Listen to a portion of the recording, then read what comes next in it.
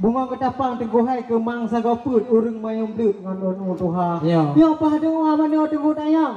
Ya bak itu kamu tes di konyang kaju. Ya.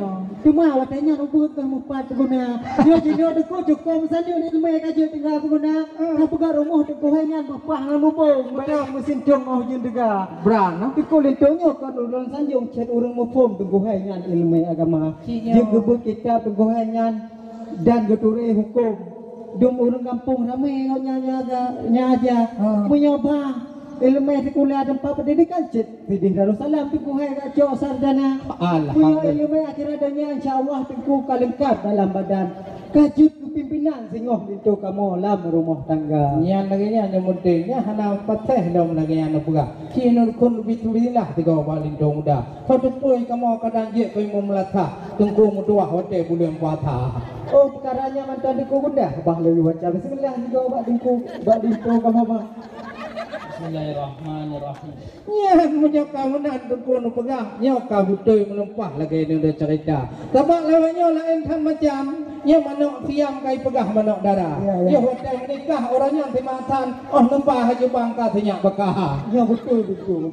Kadang tukar-tukar.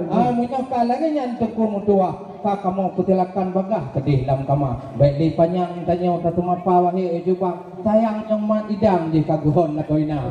Mana puas dak guhon wahai tengku mutua untuk dalam pajuh kuah untuk bumerata. Oleh karenanya eno dari ulun tuan bahatin lenjuk Pak MC. Gunanya kajet api yo temapa. Alhamdulillah tengku ulun ucapkan kan silahkan kamu yang teka. Meah habalun muno kadang tan sopan. Ulun ucapkan urungnya semoga samawa lagak-lagak tengguhaingan karang boh rambut kuate angin pun pusing gisa dan yang jak diku tengkubah kamu yang dilikut lagi ban patut dah teguh sapa. Wassalamualaikum warahmatullahi wabarakatuh.